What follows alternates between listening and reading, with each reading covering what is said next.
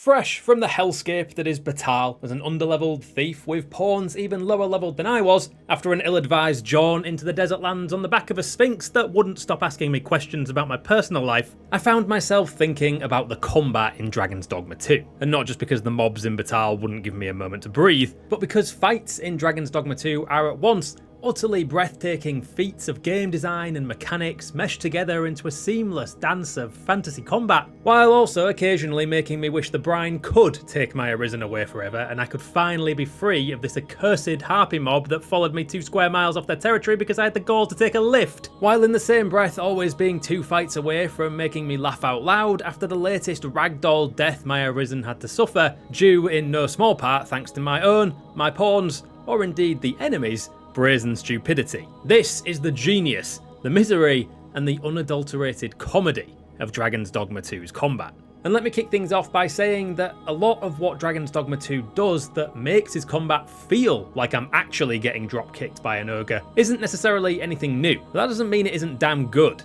There's been a fair amount of criticism flying around in the wake of Dragon's Dogma 2's success, that most combat in games nowadays, or at least in the action RPG space, revolves around pressing a basic attack over and over again, blocking or parrying if you've got the reactions for it, and maybe spamming a special attack here and there if you're feeling fancy. It's not entirely untrue, really most Souls-likes have built an entire genre based off of that combat system, but it's a little harsh considering if you're reductive enough, all game combat boils down to hit the thing until the HP bar drops to 0. Hell, that quick breakdown is basically Elden Ring and everybody loves that. Including me, by the way. This isn't designed to be a slight on FromSoft any more than it is on Capcom with what they've been cooking in Dragon's Dogma 2. Where Dragon's Dogma 2 excels, and marvels in its own cleverness, is the myriad of ways you can get one over on the biggest, baddest monsters you can find out in the world, particularly by climbing up their backsides and stabbing them in the head. It's been a while since I've experienced that true feeling of David versus Goliath combat outside of the obvious suspects, Shadow of the Colossus or Monster Hunter for a more contemporary example.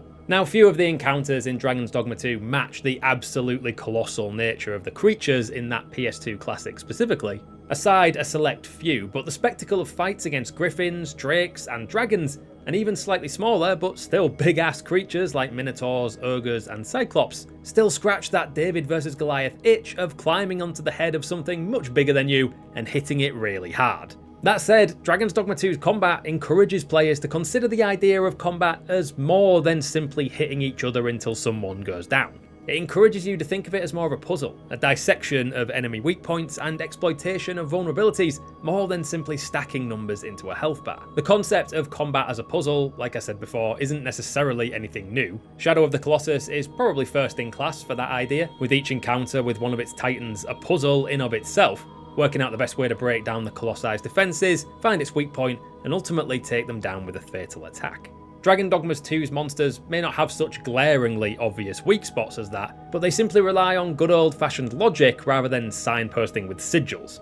The Cyclops' eye will take critical damage from any arrow or spell that strikes it. Attacking some of the Drake's pustules on its body will weaken it even further, just as slicing off one of a Chimera's 3 heads will leave it without some of its elemental attacks. The Stone Golem is probably the most obvious example of this game design in action, basically completely oblivious to all attacks that aren't magical unless those attacks are focused on particular glowing weak spots that turn a lovely red when you get its health bar low enough to piss it off. And sure, it ultimately comes down to finding those spots and hitting them until they die, but it at least forces the players to think about other ways to tackle the encounter, especially when their first few hits read damage akin to punching a mountain. Dragon's Dogma 2 isn't the first game to let you hack and slash limbs and weak spots off of the monsters you hunt. Hell, it's not even the first one Capcom has ever made. Monster Hunter is the contemporary standard of that particular genre of gameplay, and this is clearly where the Dragon's Dogma 2 team took a lot of their inspiration from, and the systematic taking down of the game's biggest enemies is the pillar on which the game's combat, or to be honest, even the entire game itself, sits safely atop of.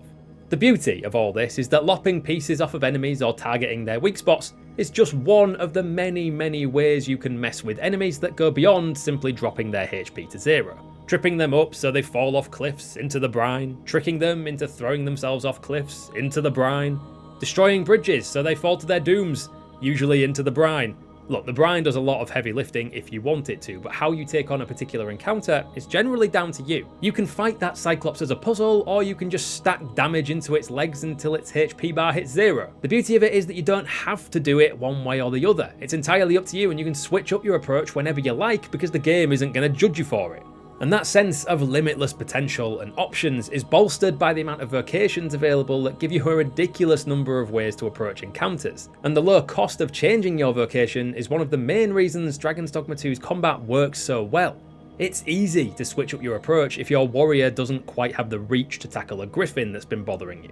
You can switch to archer, or thief, or mage to give yourself the range you need to tackle it. Not to compare apples to oranges, and not to crap on Elden Ring again because I love that game with all my heart, and there were ways to respec, but it did fall into the trap that action RPGs can be quite guilty of falling into over and over again, of making your choice of class, often at the start of the game, matter way more than players want it to, and use that to limit options instead of expanding on them. Dragon's Dogma 2 does the opposite. It allows you to be whoever you want to be, basically whenever you want to be. A quick trip to a vocation guild aside, which allows all its many other mechanics to come together and really sing. Now, I've done nothing but shout Dragon's Dogma 2's praises for the last few minutes, so in the interest of balance and to maintain that YouTube complainer physique for the summer, I do have a couple of ways I think Dragon's Dogma 2 undermines itself and creates some of its own problems that do hold it back. Now, to be fair to Dragon's Dogma 2's actual combat, look, I'm sorry, this isn't really about you. It's more to do with enemy spawn rates and what that little goblin in the back of my brain that can't stand it when I lose at something would call video game bullshit. A lot of what I'm about to complain about can be put down to simply getting good, or what I'm reliably informed is called being appropriately leveled for the area you're in. But I'm on this ox cart now, so I might as well finish the trip. So, getting one shot from above by enemies with no prior warning is a pain. Managing pawns that like to run headlong into every fight you run past, or even worse, fight their way off a cliff or into the brine, is a pain. The desert in Batal is a pain. Enemy spawn rates are a nightmare. What I'm playing for you now is footage of me attempting to run on the main path between the Frontier Shrine to Back Batal, and the number of encounters is mind-numbing. And against smaller mobs of enemies, there isn't that grand sense of scale, there isn't that ride-or-die atmosphere with your pawns. Instead, it's boring and frustrating, and bizarrely stopped me from wanting to explore what is undoubtedly a beautiful area of Dragon's Dogma 2's map. It's just such a pain in the ass to explore, and despite how good the combat system is, I'm not in it for the bandits and the goblins. I'm in it to fight the proper beasts. Enemy diversity is also a bit of a weakness when it comes to the mobs. I can only enjoy tearing into the 10th random group of goblins and harpies that I've encountered in the last 10 minutes alone for so long before even my fun abilities start to become a bit run-of-the-mill. Even in a combat system built to be as intuitive and incredibly diverse and fun as Dragon's Dogma 2.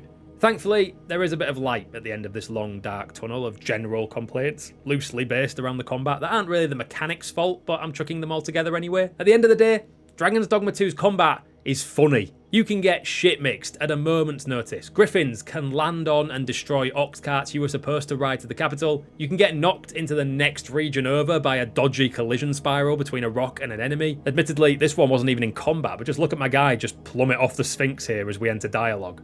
It has what I'm going to coin the Helldivers 2 approach to death and damage. Ragdoll physics are rarely anything short of hilarious, but there's a certain style in how my character careens serenely through the air when thrown off a Minotaur, and something viscerally personal about this stone golem's fist ploughing me into the ground. The fact is, players generally find it funny when their dead body does weird stuff. In games, I hasten to add. And clearly, that same school of thought was prevalent among Dragon's Dogma 2's makers. It's a perfect blend between a functional and incredibly diverse combat system that allows you to chop and change at very little cost to you, turns combat situations into potentially massive open world puzzles to solve, and an absolute mess of physics, occasionally life-threatening AI decisions, and good old-fashioned high-impact ragdoll physics. It's Dragon's Dogma 2's combat, and I absolutely love it. Those are my thoughts anyway. Where do you stand on Dragon's Dogma 2's combat? Is it innovative and inventive, or do you think games of the past did it better? Any and all thoughts? You know we love to hear from you down in the comments. In the meantime, thanks for watching. Don't forget to hit that like button if you enjoyed, and while you're here, maybe you'd enjoy this lovely video that YouTube has selected just for you. So check that out here.